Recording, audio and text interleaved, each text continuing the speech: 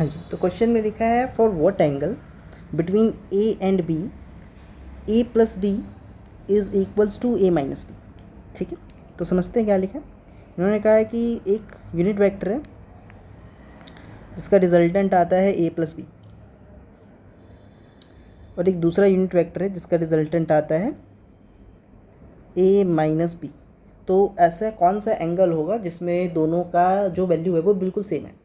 तो हम एक एग्जांपल लेके समझते हैं इस बात को। हालांकि इसके लिए मैं आंसर देना चाहूँगा, वो होगा cos 90 डिग्री। क्यों होगा वो समझते हैं। मैं दो एग्जांपल ले लेता हूँ, एक cos 90 ले लेता हूँ और एक ले लेता हूँ मैं cos 60। ठीक है, तो एक ले लेता हूँ cos 90, एक ले लेता हूँ cos 60। ठीक है, चलिए समझते हैं। तो मैंने कहा कि अगर आप ले लो cos 90 और cos 60, तो पहले रिजल्टेंट के लिए वैल्यू क्या होगा। तो अगर मैं a प्लस बी में आता हूँ तो ये वैल्यू होगी a square plus B square plus 2ab cos 60 या cos थीटा। और अगर मैं रिजल्टेंट नेगेटिव के लिए लेके आता हूँ तो ये वैल्यू होती है a square plus B square minus of 2ab cos theta. ठीक है, अच्छा, अब इस क्वेश्चन में मैं a और b की कोई रैंडम वैल्यू मान लेता हूँ। मैं अपने हिसाब से वैल्यू मानता हूँ, वो मान लेता हूँ 6 एंड 8। तो मैं कहता हूँ जो मेरा a वेक्टर होगा वो होगा 6 और जो मेरा b वेक्टर होने वाला है वो होने वाला है 8। ठीक है, चलिए करते हैं। तो मैंने कहा अगर मैं रिजल्टेंट निकालता हूँ तो कितना आएगा। तो रिजल्टेंट a का हो जाता है 6 स्क्वायर प्लस 8 का square plus 2 into 6 into 8 into cos 60 लेके cos 90 लेके चलते हैं पहले, इंटू cos 90 डिग्री। ठीक है, अच्छा, तो जो रिजल्टेंट आएगा वो कितना आ जाएगा, वो आ जाएगा 36 प्लस 64 प्लस 2 इंटू 6 2 इंटू 6 12 12 एट ज़ा 96 इंटू cos 90 होता है 0। ठीक है, cos 90 की वैल्यू कितनी होती है, 0 होती है। तो ये सारी वैल्यू तो 0 हो गई। तो जो रिजल्टेंट आया वो कितना आ गया, वो आ गया 100 प्लस 0। 100 प्लस 0 तो 0 100 ही होता है। तो ये हो गया 100 और 100 को सॉल्व करेंगे तो ये आ गया 10 यूनिट। ठीक है,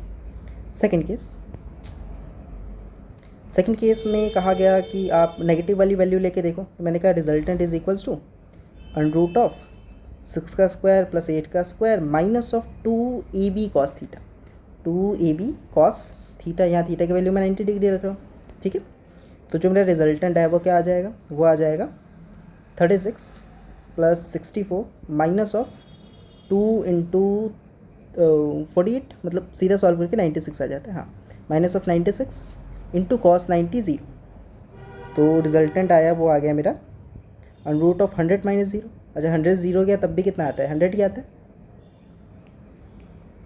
और 100 का यूनिट निकालता हूँ तो वो भी आ गया 10 यूनिट। तो मैं कह सकता हूँ कि ए और बी के लिए जो वैल्यू आएगी वो सेम रहने वाली है फॉर cos 90 डिग्री।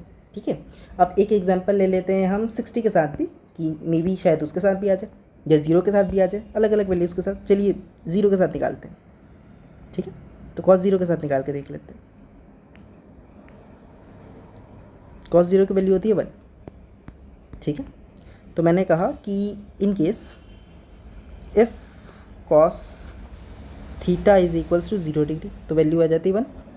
तो मैं कहता अगर मैं ये वैल्यू इसमें पुट कर दूँ, मैं सारी वैल्यू सेम रखने वाला हूँ, तो मैं इसी सेम में वैल्यू के अंदर पुट करने जा रहा हूँ।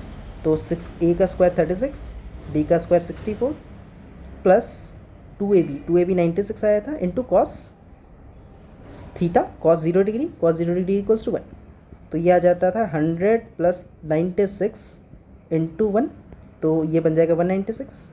196 को करेंगे तो ये आ जाएगा 14 इंटू 14 और 14 यूनिट आ गया फर्स्ट में, अगर ये प्लस था तो। फर्स्ट केस अगर ये a प्लस बी था तो। ठीक है, सेकेंड, अगर रिजल्टेंट में निकाल रहा होता a माइनस बी के साथ तो क्या होता, देखते। मैंने कहा हमें वैल्यू याद है a square plus B square minus 2ab cos theta. ठीक है, तो a का स्क्वायर 36, b का square 64 plus 2ab 96 into cos theta. ठीक है, इंटू कॉस थीटा की वैल्यू होती है हमारी 1। ठीक है, तो ये आ जाता 100 माइनस 96 इंटू 1। तो यहाँ जो वैल्यू बनी वो आ गई 100 माइनस 96, तो ये आ गई 4 और 4 का आ जाता है 2। तो मैंने देखा कि a प्लस बी और a माइनस बी में वैल्यूज़ चेंज हो चुकी है, एक 14 आई और एक 2 यूनिट आई, ठीक है। तो मैं कहता हूँ वो वैल्यू जिस पे a प्लस बी और a माइनस बी दोनों की वैल्यू सेम, मतलब कोई भी, ये तो एग्जाम्पल है 10 यूनिट, मतलब वैल्यू सेम रहे, तो वो क्या है, वो है cos 90। आई होप क्लियर है। Thank you.